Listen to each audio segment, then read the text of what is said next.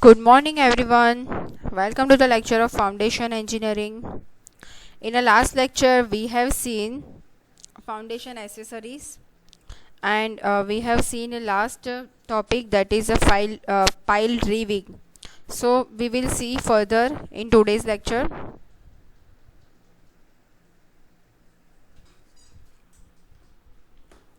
We have seen this in the last lecture, what is pile reeving. So general operation of inserting a pile into the ground, that is called pile reeving, right? So there are various methods of pile reeving, like a hammer reeving, vibratory pile driver, water jetting and hammering, partial augering method. So we will see each of one. We will see first one, that is a pile hammering, like a hammer reeving.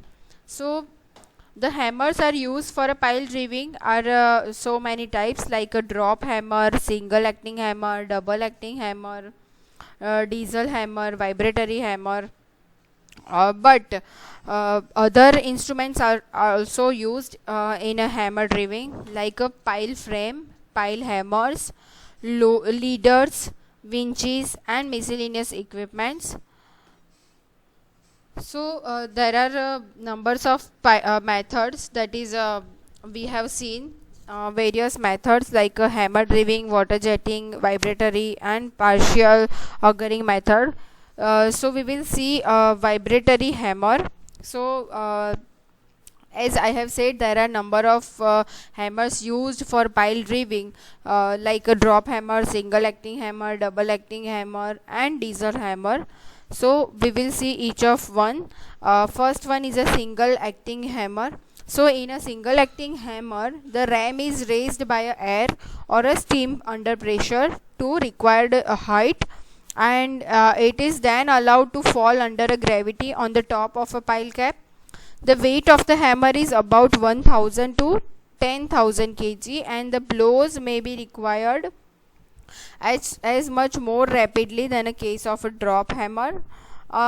This type of hammers के features क्या क्या है, तो external compressor supplies a power, and stock control कैसे होता है, तो 1 और 2 slide bar, उसका सेटिंग कैसे होता है, 3 फीट होता है, 3 और 5 फीट होता है, 2 और 5 फीट होता है. कमेंट्स इसके अंडर में है, air pressure, volume and soil resistance can influence actual stock as much to 3 to 6 inches. Second one है drop hammer, right? So drop hammer is raised by a winch and allowed to drop on a top of a pile under a gravity from a certain height. During the driving operation, a cap is fixed on a top and a pile, and a cushion is generally provided between the pile and the cap. Another cushion known as a hammer cushion is placed on a pile cap, which the hammer causes the impact, right? दो type के cushions provide करते हैं, एक तो pile cap के ऊपर और एक pile cap के अंदर side, right? The drop hammer is the oldest type of hammer used for a pile reeving, and it is rarely used these days. In this, the ram raised by a crane line, and efficiency of a drop control and operation and system. ये है लो equipment cost की कोई equipment नहीं होती है, and inconsistent stock होते हैं इसके अंदर. उसके बाद नेक्स्ट है diesel hammer. So the diesel hammer is a small height and weight, self constrain and self acting type hammer, and using the gasoline for a fuel. The total reeving energy is sum of the impact of a ram plus energy driven by explosion. So यहाँ पे आप देख सकते हो variable fluid settings होते हैं इसके अंदर, relatively light RAM and long stocks होता है, potential energy W into H, and most common hammer type है ये. स्टॉक्स किसके ऊपर डिपेंड करता है, तो फ्यूल इनपुट के ऊपर, पाइल स्टिफनेस के ऊपर, एंड सॉइल रेजिस्टेंस कैसा है. उसके बाद है double acting hammer. So in a double acting hammer, air और steam pressure is used to raise the hammer and drop the hammer. When the hammer has been raised to required height, air or a steam pressure is applied to the other side of the piston, and hammer is pushed downward under the pressure, right? So the weight of the hammer is about 1000 to 2500 kg, and it can apply a 90 to 240 blows per minute. Double acting hammers are generally used for driving a light to moderate weight piles in a soil of average resistance against driving. So the comments for this is a skin friction between a successive blows is reduced due to number of blows, right, and reduction of a time of a driving piles. Water jetting and hammering. So the use of a water or air jet to facilitate the pile driving by displacing a part of the soil, right. यहाँ पे देख सकते हो ये है water jetting and hammering. So jetting is used in a driving piles through a very dense granular materials. अब हम लोग नेक्स्ट टॉपिक देखेंगे लोड्स ऑन ए पाइल्स. तो पाइल्स के ऊपर कौन से लोड्स आते हैं. So direct vertical load coming from a super structure. सबसे पहले तो डायरेक्ट वर्टिकल लोड आता है. सेकेंड है impact stresses developed during the process of a pile ड्रिविंग. Stresses developed during the handling operation. Bending stresses developed due to eccentricity of a loads coming on a pile. Lateral forces due to wind, waves and current of a water.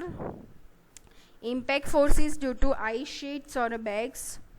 Impact forces due to ships in the case of marine structure. Forces due to uplift pressure and earthquake forces. So इतने सारे loads आते हैं pile के ऊपर. Causes of failures of the piles कौन से होते हैं वो देख लेंगे हम लोग. So absence of a statistical data regarding the nature of a soil strata through which the piles are to be driven.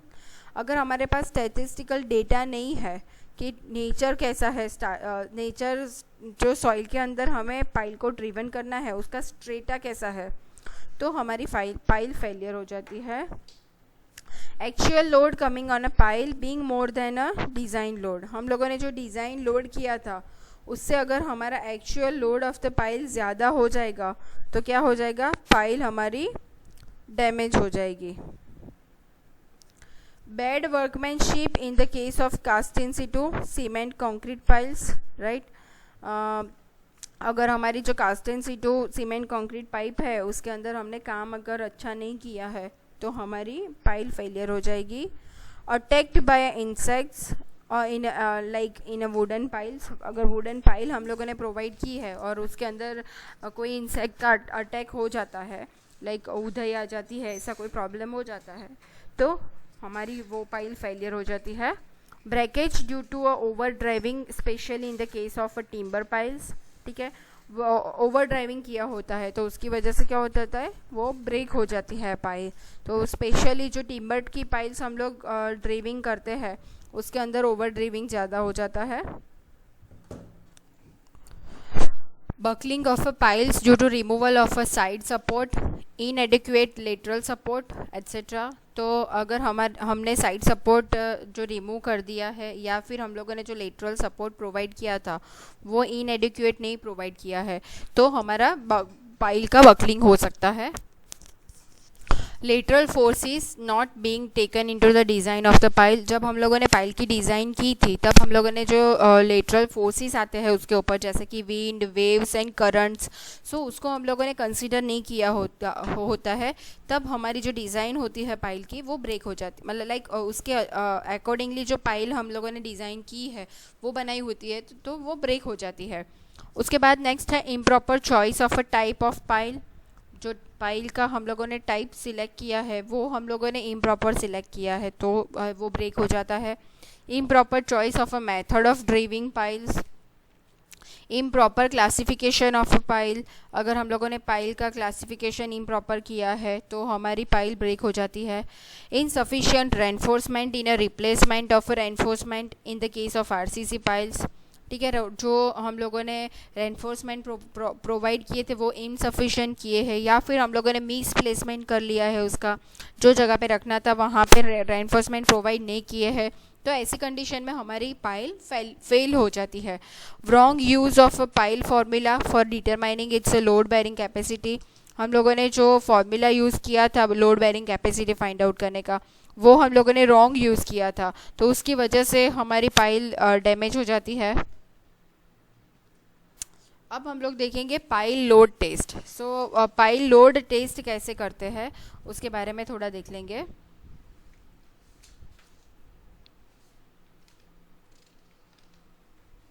So preliminary pile design is first carried out on the basis of a site investigation, laboratory, soil testing and office study, right.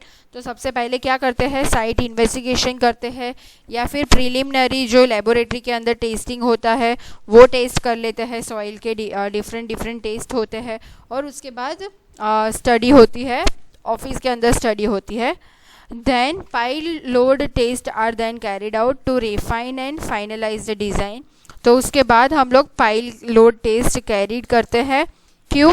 क्योंकि उसकी जो design है उसको finalise करने के लिए. So for this condition the test piles are generally tested to failure. उसका construction कैसे होता है, तो बेयरिंग प्लेट होती है, मतलब कि ये है construction of a pile load test के लिए, ठीक है. सो बेयरिंग प्लेट प्रोवाइड करते हैं, एंकर पाइल्स प्रोवाइड की जाती है, एंकर गर्डर्स प्रोवाइड की जाती है, हाइड्रोलिक जैक प्रोवाइड किया जाता है, यहाँ पे आप देख सकते हो, रेफरेंस बीम होता है और डायल गेज होता है, ठीक है. सो इतनी सारी चीज़ें चाहिए होती है जब हम लोग पाइल लोड टेस्ट करते हैं. मेथड क्या है पाइल लोड टेस्ट करने की. सो load the pile in 8 equal increments, मतलब कि हमें टोटल 8 इक्वल इंक्रीमेंट में पाइल को लोड करना है, जैसे कि 25%, 50%, 75%, 100%, 125%, 150%, 175%, 200%, राइट. सो हमें ऐसे 8 इक्वल पार्ट में डिवाइड करना है. Maintain each load increment until the rate of settlement has been decreased to 0.01 in hour but not larger than 2 hour, right. Maintain 200% load for a 24 hour. जो 200% लोड हम लोगों ने maintain किया है वो 24 आवर तक मेंटेन करना है. After the required holding time, remove the load decrements 25% with the 1 hour between the decrements, ठीक है. 25% का जो लोड डिक्रीमेंट्स करते रहना है. After the load has been applied and removed as above, जो ऊपर प्रोसीजर है वैसे जो लोड अप्लाई हो गया है और रिमूव हो गया है, reload the pile to the test load in increments of 50% of the design load. जो डिज़ाइन लोड था उसके 50% जितना इंक्रीमेंट करना है और ज़्यादा, और फिर से हमें टेस्ट पाइल के ऊपर अलाउ करना है. और allowing 20 minutes between a load increments, जो लोड इंक्रीमेंट्स करेंगे उसके बीच में 20 मिनट्स का गैप होना चाहिए. सो वो करने के बाद ऐसे हमें ग्राफ मिलेगा सेटलमेंट वर्सेस लोड का, मतलब जैसे जैसे लोड इंक्रीमेंट हो जाता है वैसे वैसे सेटलमेंट कितना हो जाता है. तो ये ग्राफ हमें मिलेगा जिसके ऊपर से हम SN मतलब कि नेट सेटलमेंट फाइंड आउट कर पाएंगे. टोटल सेटलमेंट में से जो इलास्टिक सेटलमेंट है वो माइनस हो जाएगा, तो हमें नेट सेटलमेंट मिल जाएगा. Pulling of piles. So to replace the damaged pile during the driving operation, हमें ये pulling of the pile करना पड़ता है. To change the design and arrangement of a pile, अगर हम लोगों ने pile already driven कर दी है और उसकी डिज़ाइन बाद में हमें चेंज करनी पड़ी या फिर arrangement of the pile change करना पड़ा, तो हमें ये पुलिंग ऑफ द पाइल करना पड़ेगा. To prepare a data of a strata of a pile driving, जो हमें पाइल ड्रिविंग किया है उसका अगर हमें स्ट्रेटर प्रिपेयर करने की ज़रूरत पड़ गई तो हमें पुलिंग ऑफ अ पाइल करनी पड़ेगी. और रिमूवल ऑफ अ पाइल के रिमूवल के लिए पुलिंग ऑफ पाइल्स करना पड़ता है. Methods commonly adopted. So use of a double acting hammer. So pulling of the pile के लिए हम लोग ये 2 मेथड यूज़ करते हैं. Use of double acting hammer, so it is worked in a reversal way. Steady pull of 4 newton per mm² is applied, ठीक है. उसको रिवर्सल वे में यूज़ करते हैं, उल्टा यूज़ करेंगे.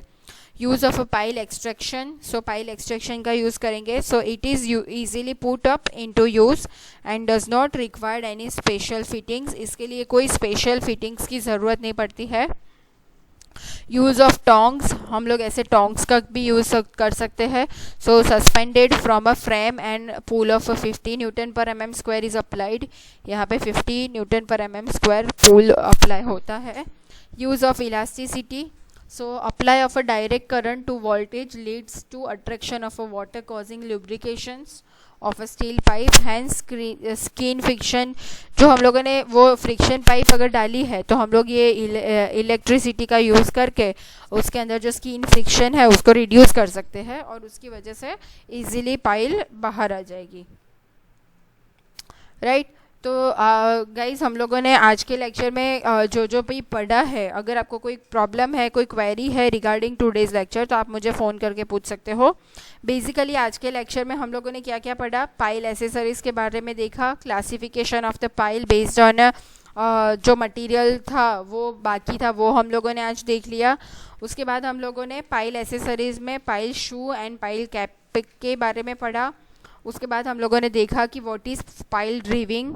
पाइल ड्रिविंग के डिफरेंट मेथड्स देख लिए, जैसे कि हैमर ड्रिविंग है, वाटर जेटिंग एंड हैमरिंग है, वाइब्रेटरी पाइल ड्राइवर्स है, पार्शियल अगरिंग मेथड है. सो सारी मेथड्स हम लोगों ने देखी पाइल ड्रिविंग की. पाइल ड्रिविंग करते टाइम क्या क्या प्रॉब्लम्स होते हैं वो देखा. लोड्स के ऊपर कैरिंग पाइल के ऊपर कितने टाइप के लोड आते हैं वो देख लिया.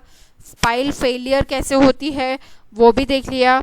उसके बाद हम लोगों ने पाइल लोड टेस्ट भी देख लिया. पाइल लोड टेस्टिंग के बाद हम लोगों ने लास्ट में ये देखा कि पाइल को कैसे बाहर निकालते हैं, मतलब कि pile pulling of a pile देख लिया. अब हम लोग नेक्स्ट लेक्चर में पाइल लोड कैसे कैलकुलेट करना है, methods of determining load carrying capacity, so वो हम लोग देख लेंगे नेक्स्ट लेक्चर में. तब तक अगर आपको कोई क्वेश्चन है, कोई क्वेरी है तो आप मुझे फ़ोन करके पूछ सकते हो. Thank you so much for listening this lecture.